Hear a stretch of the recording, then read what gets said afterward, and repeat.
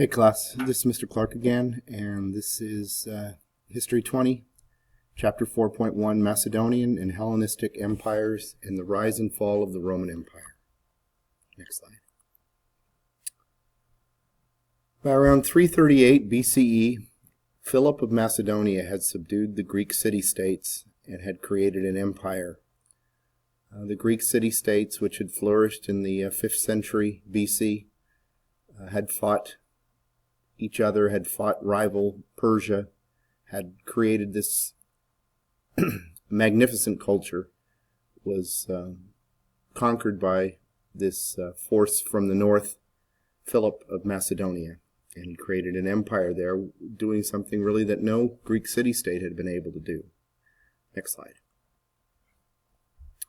After Philip's assassination, his son Alexander took over and expanded his empire to include much of the, quote, known, end quote, world. Alexander the Great is one of the most important conquerors of the ancient world. He was a military genius who conquered vast amounts of land here on this map, ranging from Greece itself in the east all the way to India in the west.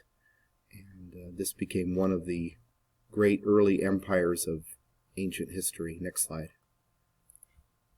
As a result of these conquests, a new so-called Hellenistic culture emerged with blended Greek and other ancient civilizations. This so-called Hellenistic culture is the most important legacy of Alexander the Great's conquest because of the fact that his empire crumbled shortly after his death and was divided up and would never be unified by any of his descendants again.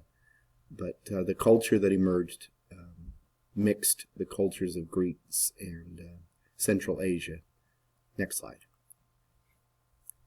Hellenistic culture produced two conflicting philosophies, Stoicism and Epicureanism. Among the most important legacies of this so-called Hellenistic culture were two philosophies, Stoicism, which was a philosophical view of the world that was based on denial of self and turning oneself off to pleasure and so forth. On the other hand, Epicureanism was the exact opposite. It highlighted and proclaimed that the best way for human beings to live was to enjoy life and to be emotional and so forth. And these two conflicting philosophies would have a legacy into Roman times as well. Next slide. By the 2nd century BCE, the Hellenistic kingdoms were conquered by a new and more powerful empire, Rome. And here's a map showing Rome, the Roman Empire at its greatest extent, probably in the 1st or 2nd centuries CE. Basically the Roman Empire would surround the Mediterranean Sea and again become one of the largest empires of the ancient world. Rome started as a village on the Tiber River in modern-day Italy. It established a unique republican government around 500 BCE. The Roman Republic, as it was known, was unusual in the ancient world. During this period in Roman history, they had no monarchs, and basically the elite, the aristocracy, ran Rome through what was known as the Roman Senate, a hereditary body that made decisions in the name of the Roman people. And this system lasted for hundreds of years in Rome, and it's kind of a predecessor of modern democratic government. Next slide. Rome's rise as a world power began with its wars with its rival, Carthage. As a result of victories in the Punic Wars, Rome conquered a vast empire.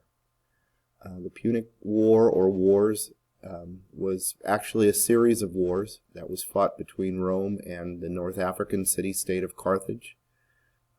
These wars were won by Rome Rome destroyed Carthage, but at a great cost. This visual here shows during the Second Punic War when the Carthaginian Hannibal attempted to conquer Rome itself using elephants, and the Romans were able to hold him off and the Carthaginians off. But this was when Rome grew powerful, and this is really the beginning of the Roman Empire. Next slide.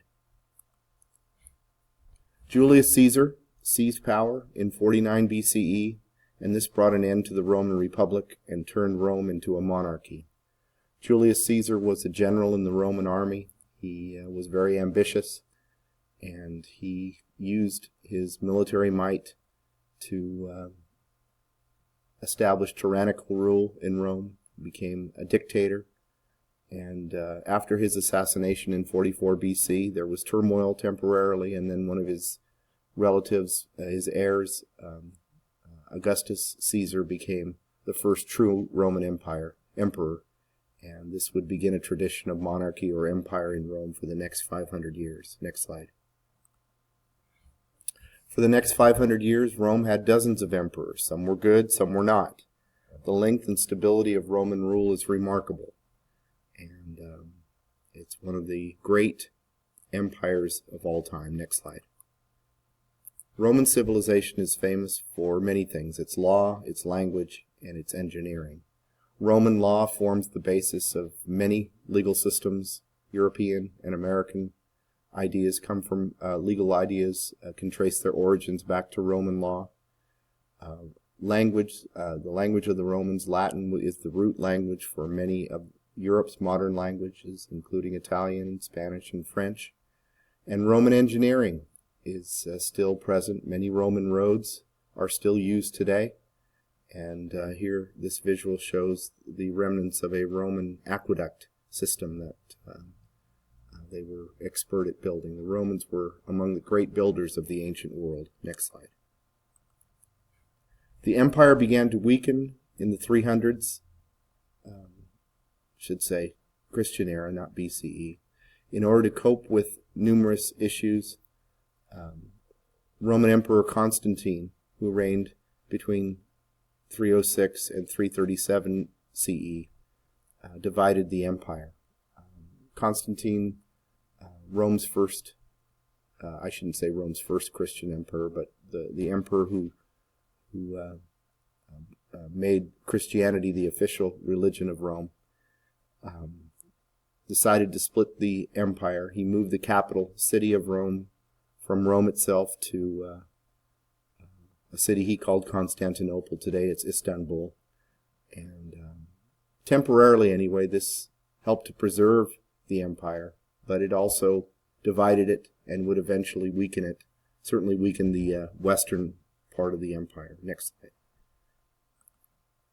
In spite of these efforts, the western half of the empire was conquered by Germanic forces in 476 CE, and this signaled the end of the Roman Empire and basically the end of ancient history, and this ushered in a new period in Europe called the Middle Ages. Next slide.